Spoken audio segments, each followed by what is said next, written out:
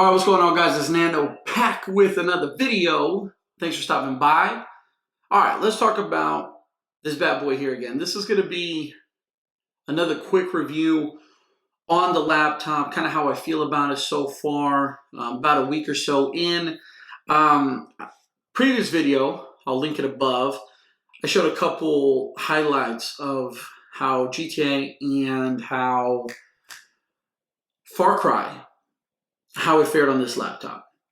This video, I just kind of want to talk a little bit about how the laptop's been in general, where I think it kind of places itself amongst the other gaming laptops, who I think it's for, and a little bit about how my experience has been overall, more so with battery life, more so build quality, as well as just overall gaming. Next video, I'm going to talk about likes, and then a dislikes video, and then overall, I'm going to final review this laptop. That's kind of what I do on every product I review, whether it's a smartphone, gaming laptop, or any kind of tech device. So hit that subscribe button, guys. I very much appreciate it. Let me know any comments below. I'll try to get back to you as soon as possible. I want to talk about build quality overall. I think that this laptop is really, really well made. I think it's 4.6 pounds overall. I think that the overall look and feel of this laptop feels premium. It doesn't feel cheap. It certainly doesn't feel like it's part of that. It definitely doesn't feel like it's part of that cheap gaming section. You know, those laptops that are 100 or below, in which it feels really plasticky. I think Asus did a wonderful job of just making this laptop. This is the 16 gigabyte, 120 hertz model. So far, I'm showing it only on Best Buy. Amazon, which I'll link below, has the 8 gigabyte, not the 120 hertz model. So it's $100 less, a little more inferior specs. So overall, I'm not really feeling that creakiness. I don't feel like this is cheap. The only thing that's kind of bugging me so far is that it's a fingerprint smudge magnet. So if you have oils on your hand, if you're sweating, things of that nature, it's going to pick this thing up like that.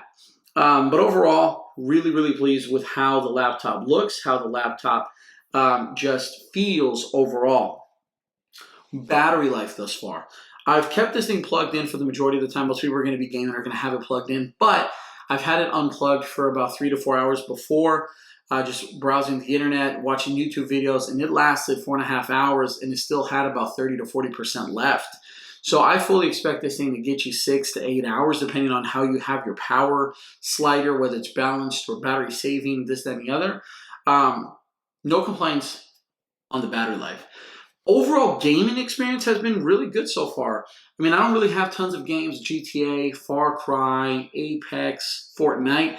On Ultra, Fortnite, I got close to, I was averaging about 80 frames per second on Fortnite. On Ultra or High, whatever they want to call it on there, sometimes 100, 110. Again, the screen caps at 120 hertz. Apex, I didn't have a frames per second counter up there, but it felt smooth. It looked smooth. I'm going to try to get you guys a video of Apex showing the frames per second.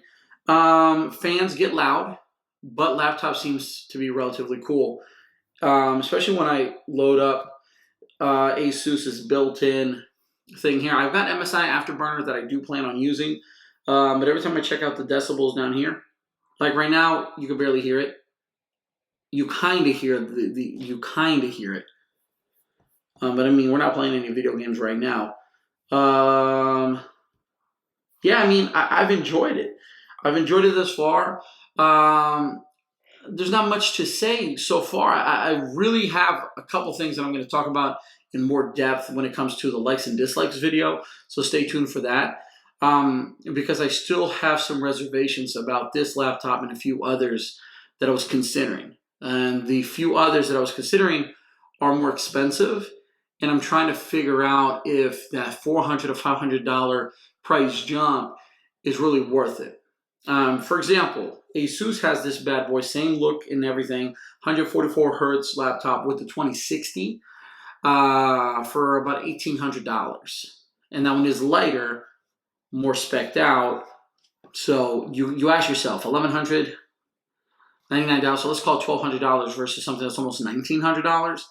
You're looking at about a $750 swing is it worth it? What you're going to get is the return on your investment worth it? Let me know in the comment section below, because if you're going to be playing games that are ultra and it gets you at least 60 frames per second, sometimes a little less, sometimes a little more, I don't see why this laptop wouldn't be worth it. If you're going to be looking to content create with this laptop, then I think that's where you're going to run into some issues, and I think you're going to look elsewhere, maybe a MacBook Pro, maybe another kind of computer like a Dell, or even a Windows laptop like a Surface Pro or something along those lines. I haven't run any tests on the sRGB and all that stuff, but some other reviews that I've watched, it's not the most color accurate screen. But for me, and for what I intend to do, which is mostly game, then content create a little bit, I think it's going to be more than enough. Let me know again in the comments section below if there's anything in particular that you want me to find out for you. Hit the like button, hit that subscribe, or that's hit that like button, hit that subscribe button, and stay tuned for the next video. Again, the next one's going to be likes and dislikes, and then ultimately a final review, showing you guys some more highlights of some gaming. I appreciate each and every one of you guys. Peace, salute, and stay geeky.